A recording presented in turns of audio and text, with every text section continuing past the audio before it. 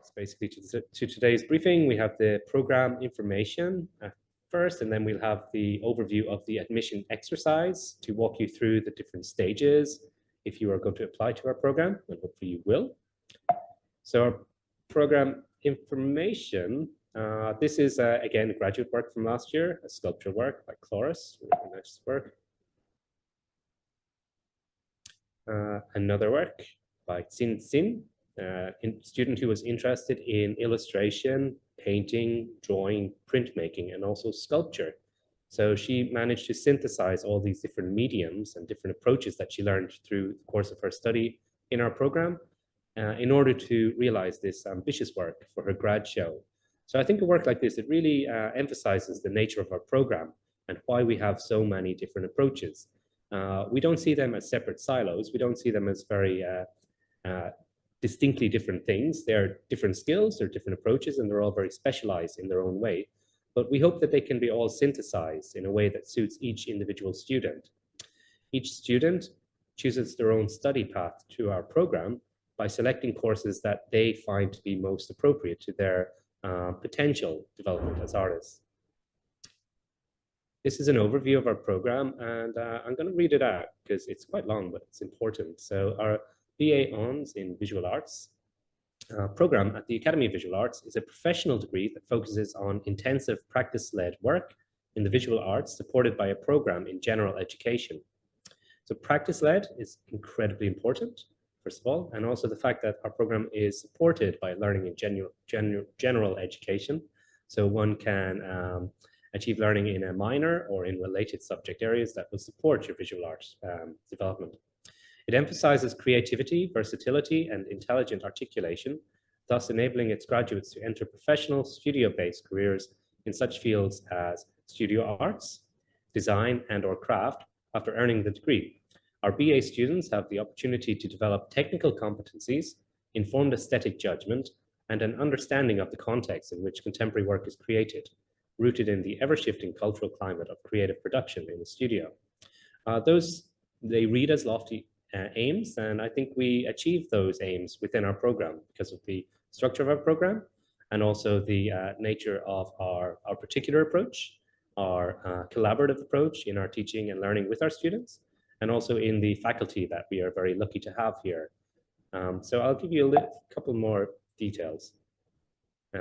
In terms of our program and our major weighting, we have benchmarked, when we were designing our program, we benchmarked our program in relation to international best practice. And you can see a range of different countries here and the weighting of units and major units in the program. And we essentially looked around the world at programs that we consider to be exceptionally good at what they do when we decided on the amount of major credits that we have in our visual arts program. So to jump forward a little bit, our visual arts program, we have 84 of our credits are dedicated towards your major credit. So these are visual art major credits. We do have additional credits that students must study, university core and general education. But the major credits that a student undertakes in visual arts are 84%, which it ranks quite well alongside international benchmarking. You see in Switzerland, this is a place where you can 100% focus on visual arts, but maybe that's not the best way to be. It's not a great idea to be just insular in your learning.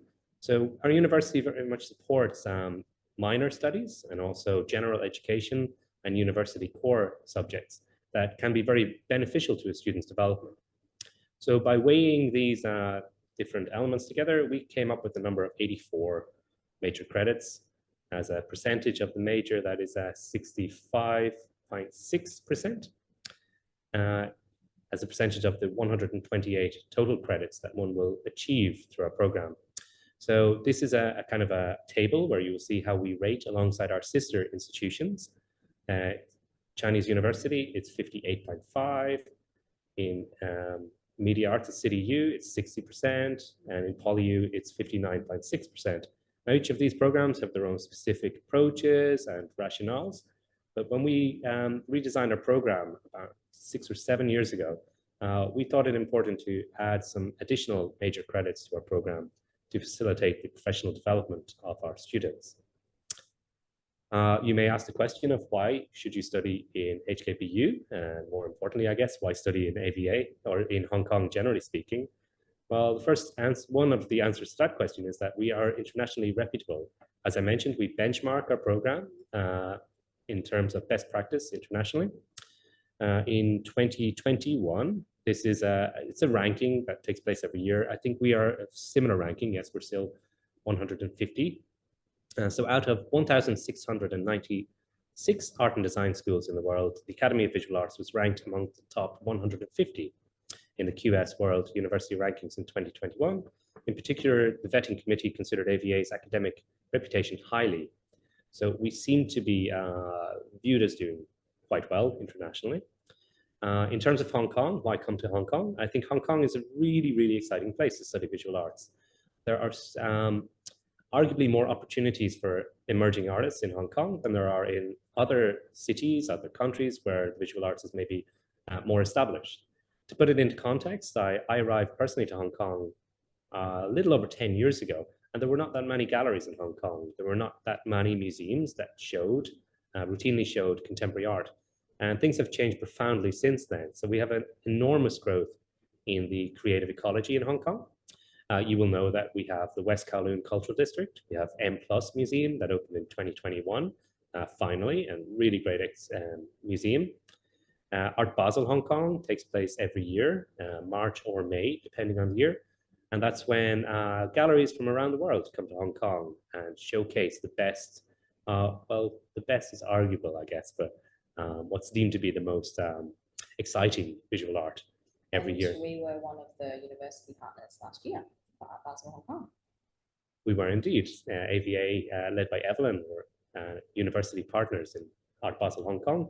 And that kind of shows how we reach into our community. We are engaged with these institutions. We are engaged with the community in Hong Kong.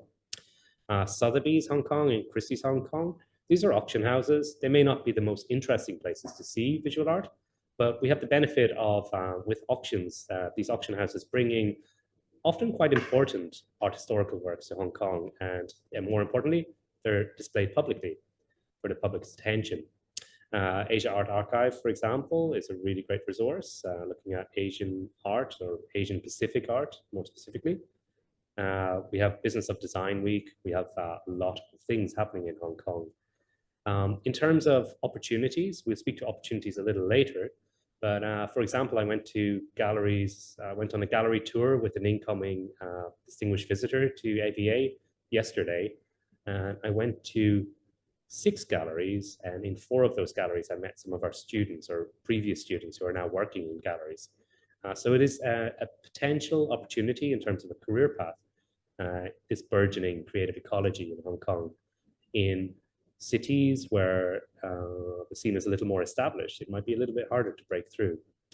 So exciting place geographically, regionally to be. In terms of our program itself, this is a kind of a graphic overview of our program. I won't go into it in too much detail today, but just to give you a general idea of how our study is structured within the program. I mentioned earlier that each of our students chooses their own study path through our program. We don't want every graduate to be exactly the same. They never will be, but we don't want them to be. We want students to follow their own creative path through our program. And our program is designed in such a way that the students' individual choices of courses that they wish to study will determine ultimately their kind of professional profile in learning, at least, in training at least. So you'll see at the bottom in year 1, all of our students who enter in our program in year 1 study a core theory and a core practice course in semesters 1 and 2. The practice course is called Visual Arts Practice. And we have different approaches in both semesters. We have a 2D and 3D approach in semester 1, and then we have a media art and installation approach in semester 2. So we hope that students will be exposed to many of the different potential approaches through that course. Our theory course is called Art and its Histories, and it's an overview course. It combines thematic study in particular themes and subjects art historically, and then matches those themes and subjects with contemporary practice. So our hope with our art history and theory courses is to really bridge art history and contemporary practice, and also studio practice in a very holistic way. So students are very well versed in many different approaches. And that is a really good way to train as an artist. You understand what's happening historically, and you learn to contextualize what you are doing yourself in relation to historical practice and contemporary practice. So that kind of rationale continues through our program. The art history and theory is essentially a spine through our program. So you see in year 2, we have a core theory course in semesters 1 and semester 2, that is art in the 20th century, and that's global art in the century preceding our own. So it'll look at quite recent art historical developments and basically give you really good foundation and context for making art today. We also have these level 2 courses. You'll see these courses that we label skill courses here. Essentially, these are they're foundational study in different mediums. Let's say, for example, if you wish to study a glass studio in semester 2, then we would require you to take some skills courses that will give you the basic foundational training in the skills required in order to continue your studies in glass studio in semester 2. Likewise, with drawing and painting, we require you to take level 2 skills courses to learn the foundational skills in drawing and painting in order then to proceed to our level 3 studio courses. I will mention all the different areas of practice in just a moment, but essentially that's the idea. You take usually around 2 courses, 2 to 4 courses in level 2 in a particular area of practice or a particular medium in order to progress onto the level 3 course in that area. In our level 3 studio courses, these are 9-credit courses.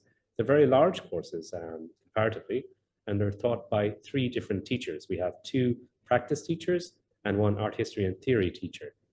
The rationale being that we hope that our students really understand the kind of history and theory around their area of practice, and also can contextualize what they're doing in the studio through theory and comparison to other artists working today. Essentially, the idea is that you take 3 of these studio courses, level 3 studio courses, in diverse areas before continuing to reach the end of your studies with your honors project, and that will take place in the final semester of your final year. So again, those images that I'm showing in today's slideshow, these are documentations of students' achievements in their final semester as their outgoing graduate work. In year 4, we have 2 major required courses also designed to help our students develop into professional artists. Essentially, every step through our program should be doing that, but it's a kind of a capstoning, a rounding off at the end of our program. So in semester 1, we have research and practice for the visual artists. And this is a course where we ask students to look at all the different approaches that they've taken through our program and try to make thematic and conceptual connections. Let's say they took a course in digital arts. Let's say they took a course in ceramics and glass. Then we would try to help them to find a connection between these disparate courses in order to prepare for their honors project and a career as an artist or designer in the future. In our final semester, in addition to our honors project, we have a core course called Professional Practice for the Visual Artists. This is a course where we help students to basically navigate the professional world that one will encounter after graduating as an artist or designer. The course helps students to articulate what they're doing as an artist, so artist statements, how to verbally discuss your work in public, how to approach curators and gallerists and museums, etc., and basically how to operate as a professional artist or designer. Being an artist or a designer, it's a very rewarding career, but it's a very challenging career sometimes in order to maintain a practice and keep yourself going. So a lot of our program is basically dedicated to give students that development practice to be a professional practitioner. I mentioned potential studio areas. This is an overview of all the different areas that one can study in our program. So we have 2 different concentration areas. When a student graduates from our program, they will either have a concentration in studio and media arts or in craft and design. And that will basically depend on the study path that the student chooses through our program. So if the majority of level 3 courses are in studio media arts, let's say they have 2 or 3 studio courses in studio media arts, then they will have a concentration in studio media arts when they graduate.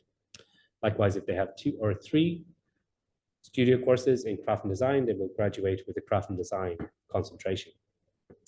So studio media art is basically, it's a general term for courses where students are in studio practicing, usually with materials. So studio media arts, drawing and painting is one of the areas. Chinese art, Chinese painting, calligraphy, etc. Media arts, we have 2 different approaches in media arts. We have audio-visual practices. So think lens-based media and sound, photography, movie, video, and sound art. And we also have spatial practices that kind of connects with new developments in technology and internet art, combined with a kind of a traditional media arts approach. We also have a sculpture studio area that has traditional and also quite technologically driven approaches. So you could be carving stone, you could be carving wood, but you could also be developing work in 3D modeling and 3D printing in order to successfully achieve an object. In craft and design, we have various different approaches also. We have graphic arts that breaks down into the graphic design studio and also the printmaking studio. We also have a glass studio and a ceramics studio. We have object design that has 2 particular approaches. We have object culture, and this is where students look at a particular approach to material cultures and make work in response. We have object technology also, and this is where we use very new technologies. We have a robotics lab that students use alongside 3D modeling, 3D printing, laser cutting, infrared printing, and also robotic arms in order to explore new technologies through that course. We also have a course called Experience Design, and this is a course that Evelyn teaches.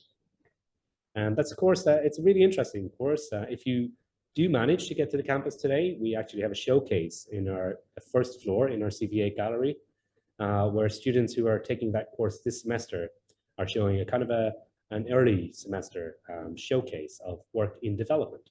So that's a really, really nice exhibition. If you do manage to get here later today, it's an interesting place to visit. In terms of the diversity of our program, we have full-time teaching staff, obviously, which is quite diverse. We have 25 full-time teaching staff at the moment. Of those 25, we have 14 male, 11 female. So we try to achieve a diversity. We were close to 50% until some recent changes. Hopefully we get close to 50% again. I think it's really important for representation. But currently we're 56 and 44% in terms of male, female. In terms of where our staff come from, we have international experience. We really emphasize internationalization through our program, through student opportunities, through the subjects and the topics and the areas that we study. But also many of our colleagues come from countries around the world. So we have currently Australia, Hong Kong, France, China, Italy, Ireland, South Korea, Romania, Taiwan, and USA represented in our faculty. It's good for students to have a broad kind of spectrum of approaches. So by virtue of our teachers coming from different parts of the world, it's already a kind of an internationalization built in. In terms of qualification, actually, I should say in terms of practice, all of our teachers are practitioners first and foremost. So we practice what we preach. We're either artists or researchers or writers in our own right.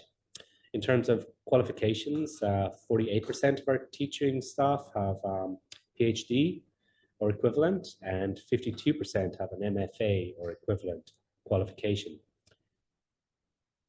In terms of our student profile, we have a teacher-student ratio of 1 to 13.5, which is actually quite good in terms of university. We very much favor a hands-on approach. We have smaller classrooms. You can see the average class size just beneath 20 as an average for studio courses and 33 for theory courses.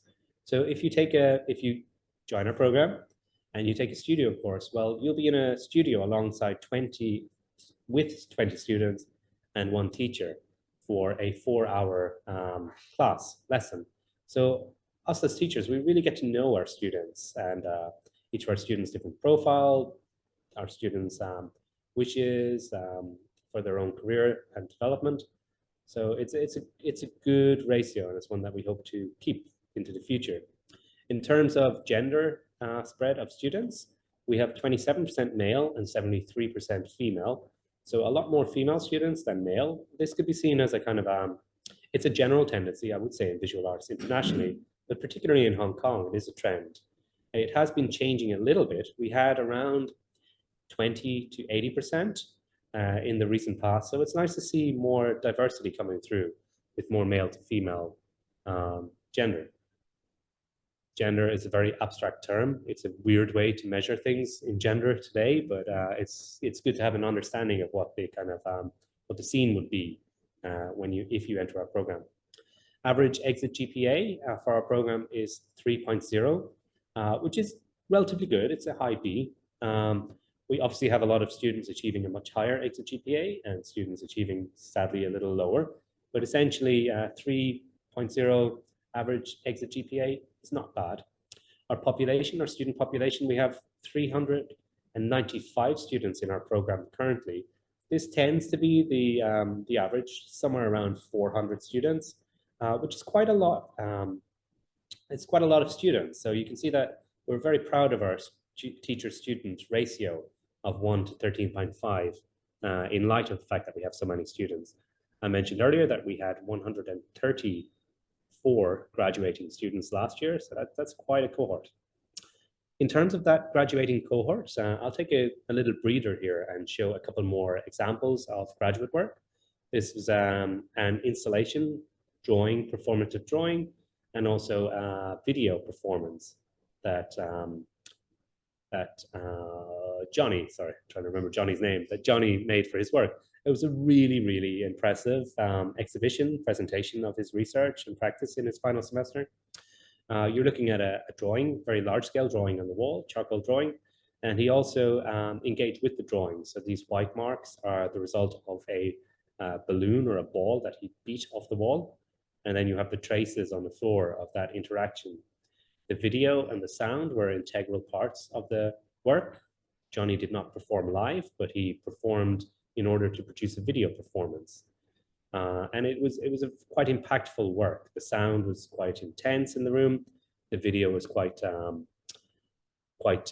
staggered. It came off, it came on in a very jarring way. It was a really impactful work and a really nice outcome for Johnny through the program. This is a series of ceramic paintings by Angie. Angie was focusing very much on printmaking, on drawing, on photography, and on painting through her study in the program. And she also studied ceramics, but it wasn't until her final semester that she kind of realized that she could synthesize all these different approaches in a really, really nice and I think refreshing approach to kind of a graphic style of painting that encompasses or embodies kind of an understanding of the traditions of abstraction, but also illustration, figuration, ceramics, sculptural low relief objects. So a lot of different approaches, a lot of different thinkings around material come to play in a work like this. So this is a nice example of how our diverse program can help a student to achieve a really interesting practice for themselves. And Angie has exhibited at least twice, I think 3 times since she graduated in May. I've seen 2 of those exhibitions in galleries in Hong Kong. Really, really, no, 3 times. She's also exhibiting in our gallery downstairs in a group show today. So a really nice, interesting approach that synthesizes different approaches. This is Charles's work. He termed his graduate exhibition 6-year university, and I think that's really funny. Charles actually studied for 6 years instead of 4 years, and he had a very, I would say, a very engaged approach to our campus, to our program, and to his studies. So it's a really, really nice outcome.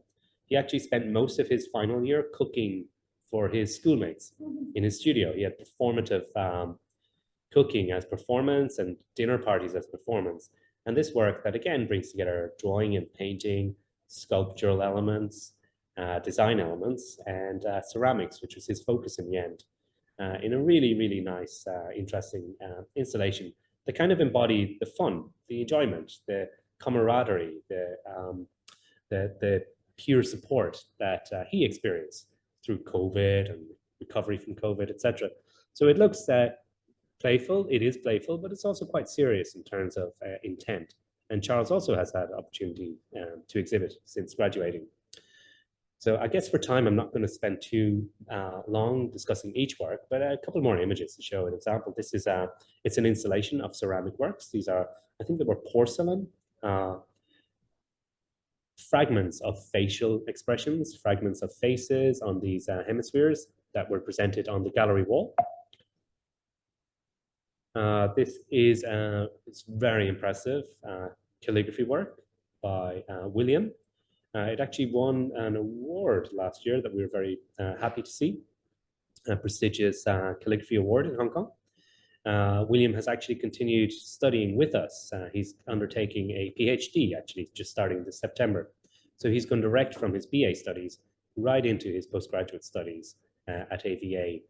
Very, very dedicated student, very dedicated to the histories and traditions of Chinese calligraphy, but he was also quite invested in, I would say, Western painting approach to expressive marks that he kind of synthesized into his Chinese painting and calligraphy studies.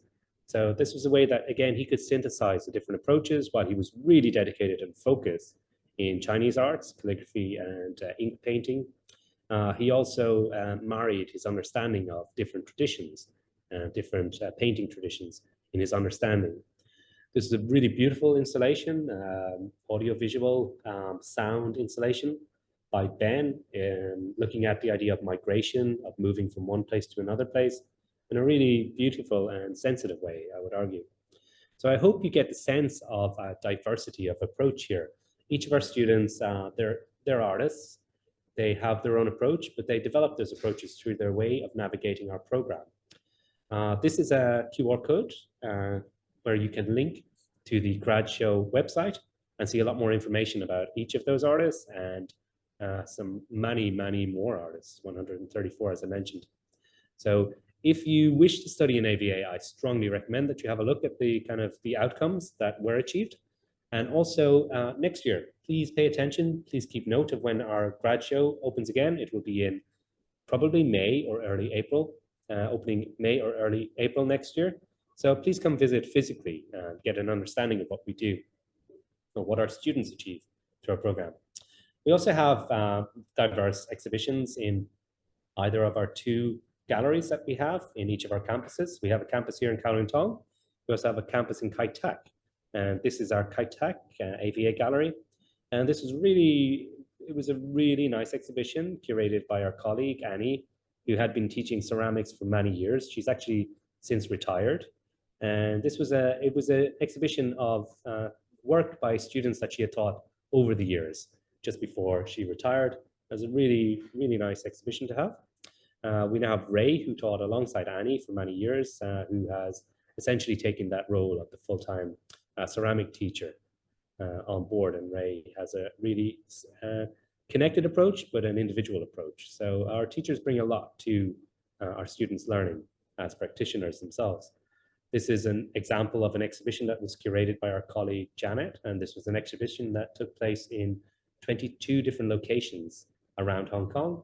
But this particular part, it was by our colleague Michael Whittle, and this took place in our gallery downstairs in CVA Gallery here in Kowloon Tong. So nice exhibition spaces. We encourage our students and also recent graduates to propose exhibitions in these spaces so we can showcase what's possible for our students and graduates and also help them to make that connection to an exhibition career. So our non-major courses, in addition to the major studies that we've just looked at, all HKBU students are required to complete 13 units in university core courses and also 18 units in general education and 13 units of free electives. The free electives offer students the opportunity to complete a minor with only 15 dedicated credits. Now, usually it should be 18 credits for a minor, but there's a possibility that one can use a GE capstone course to double count. Essentially, instead of 3 credits, you get 6 credits to double count that capstone course. So that's a route to a minor that could be taken up by our students. Extracurricular or activities and study exchange, we very, very strongly encourage essentially all of our students to have an international exchange experience. That could be a short experience, an overseas trip for an exhibition, a study trip to see works overseas. But essentially, we would really hope for most of our students to actually experience a semester studying overseas. So we have, with that in mind, we have international exchange programs, program agreements, exchange agreements with programs in Australia, Canada, China, Germany, Iceland, Italy, Japan, South Korea, Sweden, Switzerland, Taiwan, the UK, and the USA. So really, really diverse and I think exciting possible list of countries that one can experience as a student. We encourage students to go on exchange before their 3rd year in order to kind of keep on top of their studies. Now, there is a caveat there. There is a GPA, CGPA requirement. So if a student is not achieving a very healthy CGPA, we would not encourage them to go on exchange. We would encourage them to stay here and focus on their studies and focus on improving their CGPA. But apart from that, there's no real limit. We have a lot of support within the university and also a faculty member who supports the international exchange program. So very, very strongly encouraged for students to go on exchange and experience different experiences, different cities, and a different approach to visual arts. We also have international exhibitions where some of our teachers and students have exhibitions overseas, but also for students to maybe go overseas and experience some of these exhibitions. We have the Shared Campus program, and this is a program that is, it's various different institutions around the world that come together, usually in the summertime, to offer courses. This summer, there was a course offered in AVA, led by Evelyn again, and a really, really exciting course where we had students from art schools around the world basically coming to our campus here in Hong Kong and learning alongside our own students. Our own students get to go overseas and to study in these shared campus programs in how many cities are involved now, Evelyn? Sorry, tough question. How many cities are involved? I would say at least 5 or 6. I would say about 8 institutions. Fantastic. Yeah, 8 institutions. Yeah. So really good opportunity again to enroll in these courses, and you can of course get a credit transfer. So you could use these study experiences in lieu of some of our own courses. We also have summer study trips where we encourage students to go overseas to look at exhibitions, etc. We organized study trips in the past before COVID. It's something that I would really like to start doing again, but we're looking into that at the moment. We also have international artist residencies where we have artists from around the world that come to AVA. At the moment, we have a very interesting artist from Ireland who is a distinguished visitor, and he's also teaching a course in further studies in performance art, a 6-week intensive course. So our students can benefit from his experience as an artist overseas here in Hong Kong. We also have a creative entrepreneurship program and work experiences. We encourage all of our students, in fact, we require all of our first-year entry students to undertake work experience before the beginning of their 3rd year also.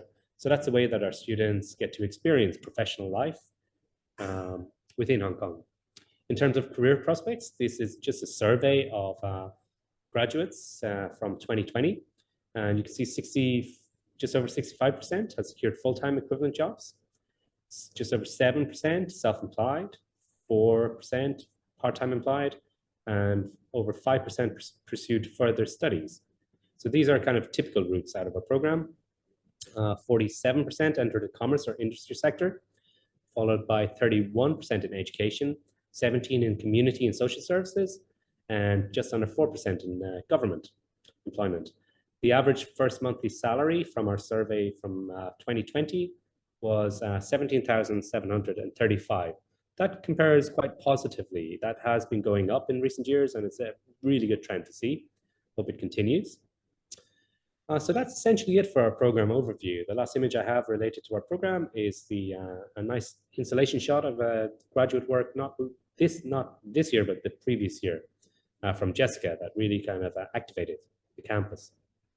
So I'll move on to the admission requirements. For our admission requirements, we welcome students from all backgrounds, Hong Kong equivalents, for example, HKDSE and international qualifications, IB, GCE, SAT, JEE, and others are recognized by HKBU.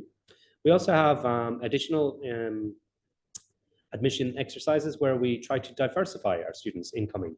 So we have the school nominations direct admission scheme. We also have the student with exceptional talent direct admission scheme for 2024 entry. And this will be our third year with the SETDA scheme. And I like this one. This is where we may have an applicant who has already exhibited great skills and aptitude for visual arts, but may not be achieving great results academically.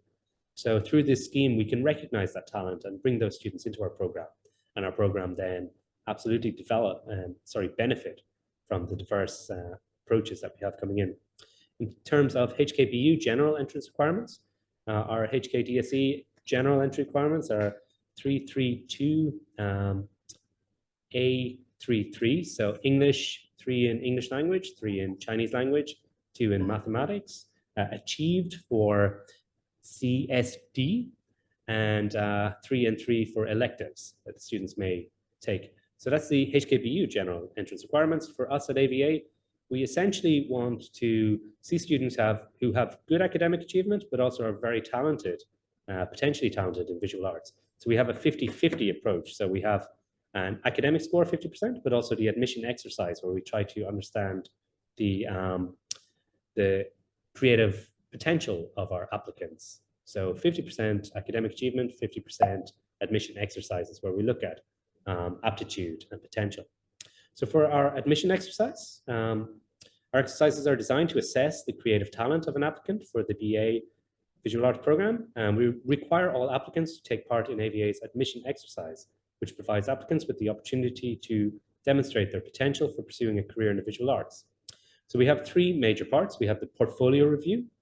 First of all, we will ask all applicants to submit a portfolio. We will mark and review those portfolios, and then we will have a short list of applicants who will be invited to undertake a creative practice exercise and also to sit in the interview. For our creative practical exercise, we essentially give a theme or topic, a one-word topic, and we ask all applicants to make creative work in response to that theme or topic. And it's a really good way to benchmark. So we have every applicant undergoing this practical exercise test at the same time, under the same time constraints, and then we can see how they respond to a specific task or a specific prompt. So we look at 3 outcomes here. We look at idea finding, we look at the making, and we also look at how the applicant reflects on the outcome. We also have an interview then following the creative practical exercise, and all participants of the creative practical exercise will be invited for a 15-minute individual interview with a panel of 2 AVA teachers and 1 student member. The student member is not there to assess, but there to help the process and also give some insight into our program approach. The assessment criteria, we essentially want to find talent, potential talent, pre-existing, of course, great, but also potential talent and creativity in our applicants. So we specifically look at the criteria of creativity and wealth of ideas.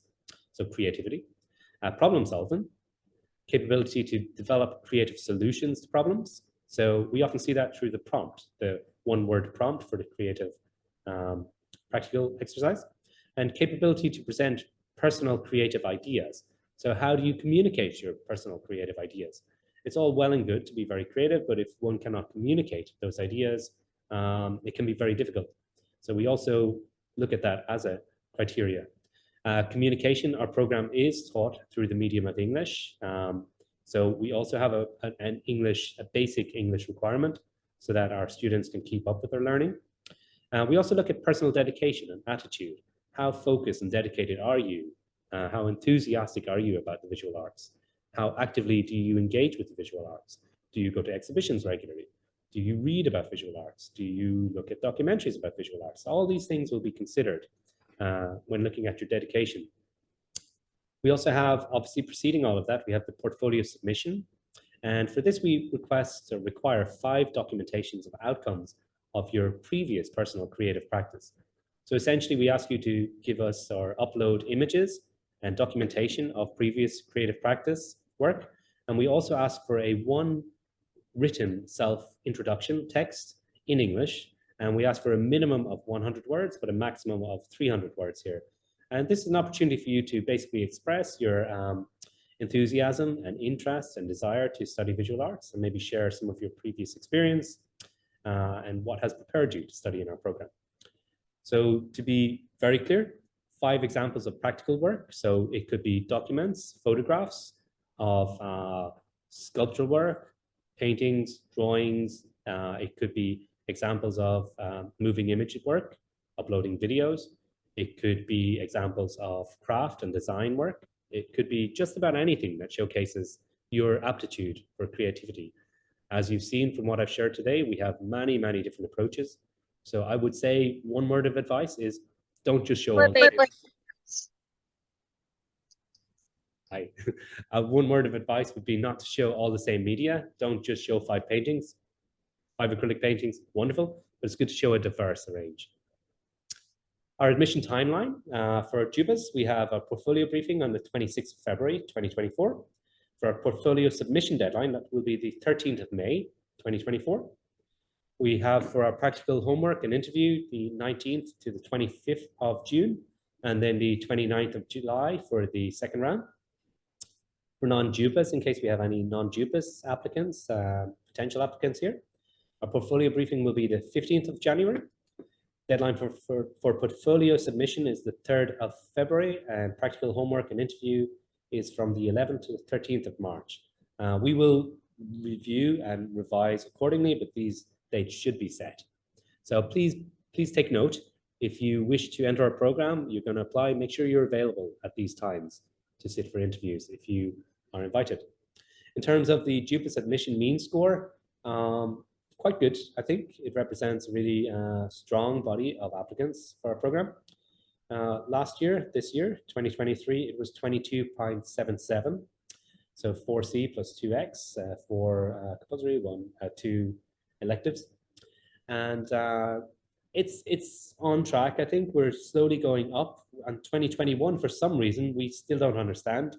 Our JUPAS admission mean score jumped up substantially, actually, from around 22 to 23 to 24.28, which was quite high, actually, relatively speaking. But then it went back to kind of a normal range for us, I think. It's great that we do better. Our students do better every year, but I think 22.7 it's a good number. It's a good range. So our admission scholarship scheme, we do have scholarships available. So please just keep an eye on those scholarships. We have our Academy of Visual Arts admission scholarship for recognizing outstanding local students admitted to the BA program in 23-24. We will be rewarding students who meet the criteria of 5-star achievements. So it's 1,000 Hong Kong dollars per subject score, respectively, for the best 5 subjects. So just on time. I thought I had to go a little quicker there to get finished on time. So apologies for speeding up. That's it for our sharing today. Please keep an eye on our website for additional information. But I would like to ask if anybody has any questions. Before I do that, I'm going to very, very quickly go back to the slide of our BA Grad Show website. So if any of you would like to take a quick snap of the QR code, and then hopefully you can look at the achievements of our students last year in your own time.